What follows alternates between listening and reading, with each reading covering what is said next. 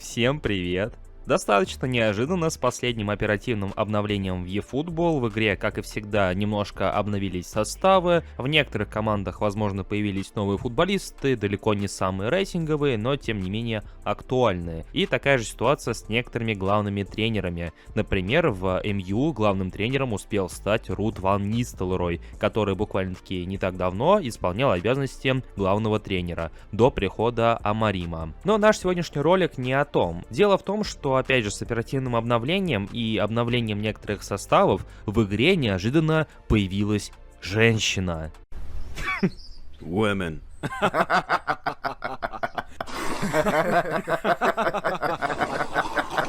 Да, это достаточно неожиданно, причем никак не анонсируемо, причем с того ни с сего, и в целом это скорее больше походит на какой-то баг, нежели фичу. И тем не менее, давайте сегодня вкратце это обсудим, просто вот ролик, как и всегда, обо всем и ни о чем, просто поделимся нашими с вами мыслями, вы поделитесь ими в комментариях, а я поделюсь в рамках этого ролика. В целом постараемся обсудить, что это может значить и как это вообще произошло.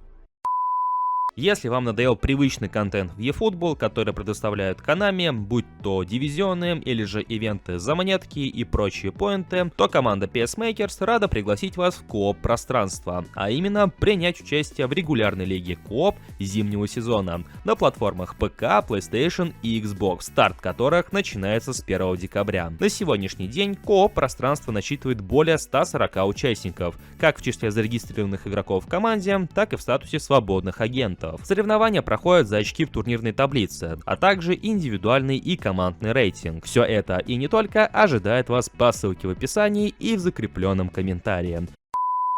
Наша так называемая дама в eFootball появилась в испанской команде, а если быть точным, то в команде второго испанского дивизиона, команде под названием Альбасете. И если вы загуглите данное имя и данную фамилию, то в принципе какую-никакую, но информацию все-таки сможете найти, хоть и далеко не во всех подробностях. Таким образом, в интернете не сказать, что прям много фотографий данной футболистки, и как минимум я смог найти нечто подобное. И то далеко не факт, что это именно она, потому что сведения вроде как имеются на соответствующих футбольных сайтах со статистикой, но по сути нигде не имеется как таковой фотографии. Но опять же, помимо той, что я привел вам в этом ролике. Итак, мы по сути можем убедиться, что это вроде как реальный человек, это действительно девушка, которая играет за женскую команду Альбасете, и каким-то образом она затесалась в eFootball. Если вы посмотрите на модельку этой карточки на ПК или консоли, то в принципе сможете понять, что никакой девушкой тут не пахнет. И это стандартная моделька мужского футболиста. То есть ни длинных волос, ни каких-либо выпуклостей и так далее. Просто стандартная эбалла. С другой стороны, мы с вами убедились, что это не может быть мужчина-футболист, потому что тут как бы и имя намекает об этом, и в принципе сведения в интернете совершенно обратные, что такая девушка вроде как действительно существует. Касаемо же ее появления в игре, то здесь также вызывает некоторые вопросы и в целом недоумение, потому что вроде как в реальном футболе еще не было прецедента, когда девушка могла бы играть за мужскую команду, а поэтому я полагаю, что это не более чем какой-то баг. Konami поторопились, не обратили внимания и при еженедельном обновлении составов просто этого не заметили. И в целом, исходя из этой ситуации, можно предположить, что это самое обновление составов происходит даже не столько собственноручно, именно руками самих разработчиков, а скорее как-то вот автоматически. То есть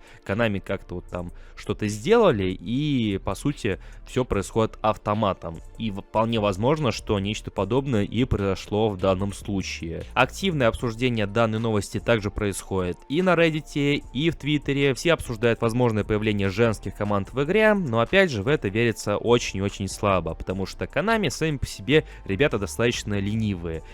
Если добавлять женщин в игру, то естественно тут нужно и геймплей перерабатывать, и отдельно договариваться касаемо лицензий, а с каждым новым годом те же самые Electronic Arts забирают в себе все больше и больше чемпионатов и отдельных турниров, которые связаны с женским футболом. Но это если мы будем рассуждать логически. Тот же самый Ренан Гальвани сообщает, что у Konami вроде как подобных планов также не имеется. По крайней мере, в рамках eFootball 2025 такого точно не планируется. И я думаю, что и в ближайшем или в каком-нибудь далеком будущем также не стоит чего-то подобного ожидать. Но, возможно, где-то сейчас радуется один Такимура. Привет ему, если он будет смотреть этот ролик. Ну а что думаете вы, дорогие друзья? Вот такое вот у нас получилось видео обо всем и ни о чем. Буду рад узнать ваше мнение в комментариях под этим роликом. Не забывайте поддерживать его своими большими пальцами вверх. И подписывайтесь на этот канал с колокольчиком, если вы находитесь здесь впервые. Всем удачи и до скорых встреч!